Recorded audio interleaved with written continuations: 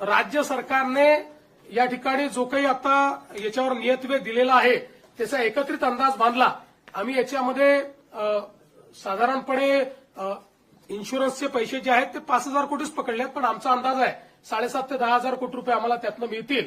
पण कन्झर्वेटिव्ह अंदाज आम्ही पकडलाय, कारण त्या संदर्भात अजून क्लेम जाणे आणि ती सगळी प्रोसेस होणे आहे. पण हा जरी आपण पकडला कन्झर्वेटिव्ह अंदाज, तरी एकूण राज्य सरकारच्या वतीनं 31,628 कोटी रुपयांचं पॅकेज हे आपण या ठिकाणी देतो आहोत, की ज्या माध्यमातून 31,628 कोटी एवढं पॅकेज म्हणजे जवळपास 32,000 पर्यंत हे पॅकेज चाललेलं आहे. अशा 32,000 कोटीपर्यंत अशा प्रकारचं हे पॅकेज या ठिकाणी आपण दिलेलं आहे. आणि आपला प्रयत्न आहे की यातला जेवढा जास्तीत जास्त पैसा हा आपल्याला या ठिकाणी दिवाळीच्या आधी देता येईल. किमान क्रॉप कॉम्पन्सेशनचे पैसे वगैरे जे काही आहेत हे जेवढे जास्तीत जास्त दिवाळी आधी पुश करता येतील. बाकी तर जे मृत व्यक्तींचं सहाय्य आहे, जखमींचं सहाय्य वगैरे हे आम्ही ऑलरेडी देऊन टाकले आहेत. 10,000 रुपये जे द्यायचे आहेत ते ऑलरेडी देऊन टाकलेले आहेत. बऱ्याच गोष्टी आपण यातल्या दिलेल्या आहेत. काही गोष्टी ज्या राहिलेल्या आहेत त्या सगळ्या गोष्टी आणि क्रॉप कॉम्पन्सेशनचे पैसे हे आपण त्या ठिकाणी देण्याचा प्रयत्न करणार आहोत. आणि आपण जर विचार केला तर निव्वळ क्रॉप कॉम्पन्सेशन करता आपण याच्यामध्ये जे पैसे देतो ते देखील जवळपास 18,000 कोटी रुपयांपेक्षा जास्त आहे. म्हणजे मला असं वाटतं की आतापर्यंतच्या इतिहासात सर्वात जास्त पैसे हे क्रॉप कॉम्पन्सेशनला देण्याचा प्रयत्न या ठिकाणी आपल्या सरकारच्या माध्यमातून आम्ही केलेला आहे. आम्ही तिघांनी बसून याच्यावर खूप विचार केला आणि हा निर्णय केला की 4 खर्च कमी करावे लागले तरी देखील आपण त्या संदर्भात मागे पुढे पाहू नये, कारण शेतकऱ्यांवर अभूतपूर्व अशा प्रकारचं हे संकट आहे. आणि म्हणून आपण जे काही जास्तीत जास्त करता येईल तो करण्याचा प्रयत्न आम्ही करू. याच्या व्यतिरिक्तही आमचा हा प्रयत्न आहे. आज मुख्यमंत्री सहायता निधीला देखील मोठ्या प्रमाणात लोक मदत करतायत आणि त्याही माध्यमातून अनेक गोष्टी अशा असतात की ज्या आपल्या कुठल्याच नियमामध्ये आपल्याला कव्हर करता येत नाहीत. त्यामुळे अशा प्रकारच्या ज्या काही गोष्टी हळूहळू आढळतील त्याच्यावर आम्ही मुख्यमंत्री सहायता निधीतनं किंवा काही लोकांनी सीएसआर देखील देण्याचं मान्य केलं आहे. त्या सीएसआरच्या माध्यमातून आपल्याला कशी मदत करता येईल या संदर्भातला प्रयत्न आमचा असणार आहे. कुठल्याही परिस्थितीमध्ये शेतकऱ्यांच्या मुलांचं शिक्षण हे याच्यामुळे बाधित होऊ नये, त्यांची स्वप्न कुठेतरी खंडित होऊ नये अशा प्रकारचा प्रयत्न या माध्यमातून आम्ही या ठिकाणी केलेला आहे. त्यामुळे हे सगळं मी आपल्यासमोर पॅकेज ठेवलेलं आहे. मी माननीय अजितदादा आणि शिंदे साहेबांना विनंती करतो की त्यांनी देखील मत याच्यावर व्यक्त करावं.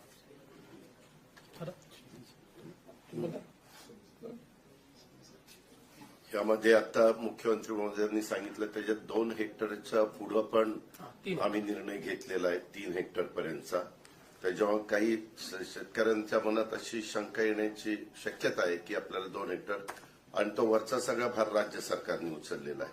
कारण 2 हेक्टर पर्यंत एनडीआरएफ एसडीआरएफच्या संदर्भातले नॉर्म्स असतात.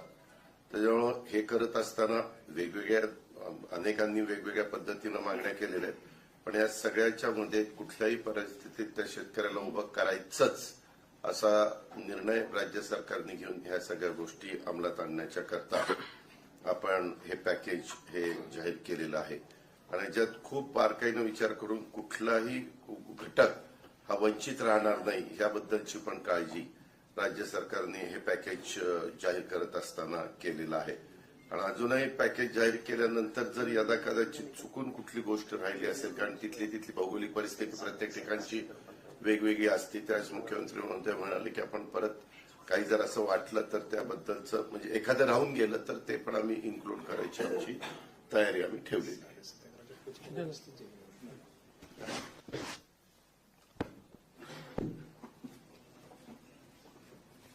यावर्षी अतिवृष्टीमध्ये 1 जून ते 30 सप्टेंबर पर्यंत अतिशय मोठं नुकसान शेतकऱ्यांचं झालं आणि प्रत्यक्ष संकट मोठं होतं.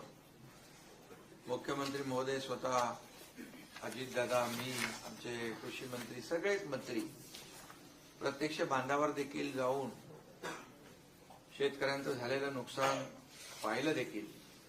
आणि फक्त बांधावर जाऊन नुकसान पाहण्यापुरतं सरकारने काम मर्यादित केलं नाही, तर तात्काळ त्यांना 10,000 रुपये तातडीची मदत देण्याचाही निर्णय घेतला, त्याचंही वाटप सुरू झालं. यावेळी जवळपास 352 तालुके आणि 65 लाख हेक्टर जमीन नुकसानग्रस्त झाली आणि जवळपास 60 लाख शेतकरी याच्यामध्ये बाधित झाले. एकंदरीत आपण सगळ्यांनीच पाहिलं की शेतकऱ्यावर हे आलेलं संकट गेल्या अनेक वर्षापासूनचं मोठं होतं. अनेक शेतकरी भेटत होते, ते म्हणाले एवढा मोठा पाऊस आम्ही अनेक वर्षात पाहिला नाही. आणि म्हणूनच शेतकऱ्यांवर आलेला प्रसंग बाका होता, मोठा होता. आणि त्यामुळेच मुख्यमंत्री महोदय, मी, अजितदादा, आम्ही आमच्या या बाबतीमध्ये 2-3 बैठकाही झाल्या आणि शेतकऱ्याच्या मागे खंबीरपणे महायुतीचं सरकार नेहमी राहिलंय. आणि यावेळचं संकट मोठं पाहिल्यानंतर किती काही ओढाताण असली तरी काही लोक विरोधी पक्ष असतील की शेतकऱ्यांना एवढं पॅकेज द्या, तेवढं पॅकेज द्या. आणि हे सगळं करत असताना विरोधी पक्ष काय करतो, यापेक्षा शेतकऱ्यांच्या मागे उभं राहणं हे शासनाचं कर्तव्य आहे. आणि या कर्तव्य भावनेतूनच हे एक मोठी मदत, भरीव मदत मुख्यमंत्री महोदयाने अतिशय विस्तारपूर्ण त्याच्यामध्ये सांगितलेलं आहे. आणि 31,000 कोटीपेक्षा जास्तचं हे सगळी जी मदत आहे ती आपण त्याचा देण्याचा निर्णय घेतलाय. खरं म्हणजे यामध्ये उभी पिकं आडवी झाली होती, जमिनी खरडून गेल्या, काही नदीच्या प्रवाहामध्ये जमिनीच कापून गेल्या आणि त्याचबरोबर घरांची पडझड झाली, अंशताही झाली, पूर्णताही झाली, पशुधन वाहून गेलं, काही जीवितहानी झाली. फार प्रचंड असं